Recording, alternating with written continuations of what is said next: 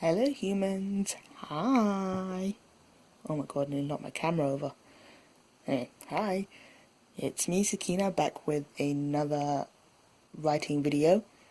I'm recording at night time now because I've given up recording during the daytime because it just won't cooperate with me, so yeah. So if the lighting's bad, that's why. But I think it looks okay, I think. Let's see. Yeah, looks alright. Today we're going to be doing a video about writing tips for beginning a story. There's quite a few of them, so it's probably going to split up over a series of videos, which is kind of what I'm already doing. But this is going to be a bit more specific. So it'll probably be something like writing tips for beginning a story, number 1, number 2, number 3, something like that. I'm also trying to make these videos a little bit shorter, a lot shorter, just so I can, give you more content more regularly, but in smaller amounts, because apparently that's a good idea. We'll find out. So, if I'm talking too fast, I'm very, very sorry, because I know I talk fast anyway. So yeah, onto the actual video. Once we've got past all the, once we've got story idea from the, probably from one of the sources I mentioned in my last video. If you haven't seen that already, you might want to check that one out. Probably before you watch this one. Up to you. Oh yeah, I should probably write what this lesson is. This is lesson, not lesson 3. I'm just going to put the beginning because that's very imaginative. Part 1. I predict there's going to be at least 3 parts to this beginning tip thing. So yeah, once you've got a story idea or idea for a story, same thing, you need to decide where in the timeline of the story you're going to begin.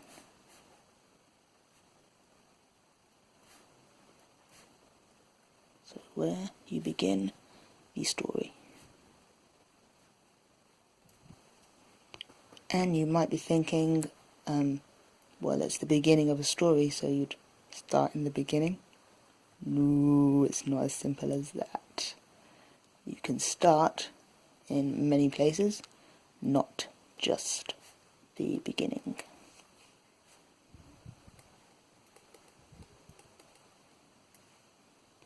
That's one of the really cool things about story writing and being the writer of a story.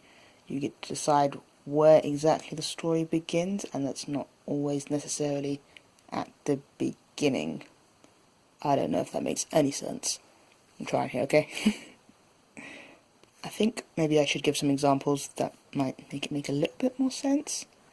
Lots of stories tend to start with a crisis that happens that makes the main character or the protagonist, they start to, something happens and the protagonist reacts to it. So it could be a happy thing, a sad thing, a thing that makes them angry, just something that will get some kind of reaction from the protagonist. Most of the time it's something significant, which is what kind of causes the story to happen, I guess. So we're going to refer to that as like the crisis almost. Lots of stories kind of start in the middle of a crisis, like boom, straight into the action kind of thing, and then they flash back to the past. It was kind of hard trying to think of an example for this one. For some reason the movie Source Code came to mind, which is kind of weird because if I remember rightly, in Source Code the main character's like reliving the present over and over again, and then they're trying to work out what's happening and then they flash back, or they kind of go back to the past to work out what's happening in the present. I think I watched that movie a long time ago. Don't quote me on that. So they start in the middle. Start in middle of crisis. And flashback to the past to kind of make sense of what's happening in the crisis, I guess. That's one way. Another way that some stories begin is towards, or they start with a scene that happens towards the end of the story in a way. That makes you wonder, wow, what's the situation? And then the rest of the story is kind of explaining how it got to that point in the story. They start with a scene. It's a half circle. Start with a scene towards the end. Towards the end. And they work towards that scene. Work towards that scene.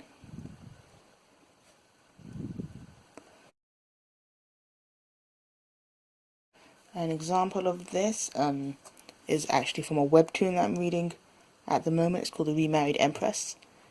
It starts with the main character, Navia, who is, as you guessed, an empress. It starts with her her husband, the emperor, is asking for a divorce, and she agrees to the divorce, but only on the condition that she gets that her remarriage to someone else gets accepted. And then the story flashes back to before this event, to how she meets the person that she wants to remarry, basically.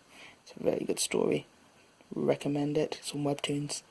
I can try and see if I can leave a link in the description box, I think they call it. Oh, it's focusing, yay. Yeah, and then some stories start like just before the crisis occurs, probably in the first, if it's a movie, like in the first, 20 minutes or so, or if it's a book, the first few chapters. So it's just like just before the crisis occurs. Just before crisis occurs. Did I spell crisis properly? I'll check afterwards. So it'll be first few chapters. I'm going to say chapters because we're talking about writing books here.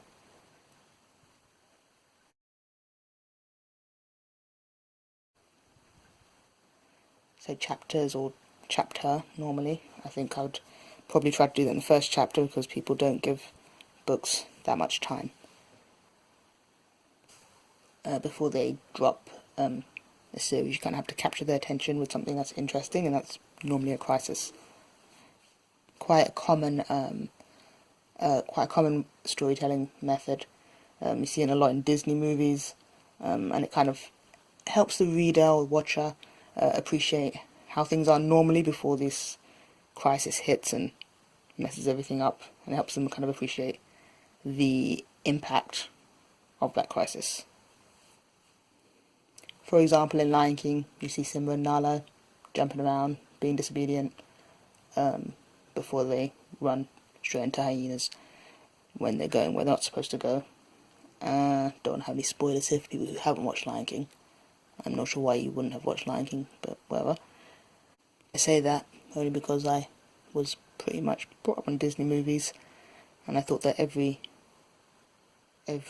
story had to end with a big massive fight between the good guy and the bad guy. I can see now why I thought that was Disney movies. That's pretty much the story formula. So I think I'm going to stop there for now, and hopefully I'll see you in another video.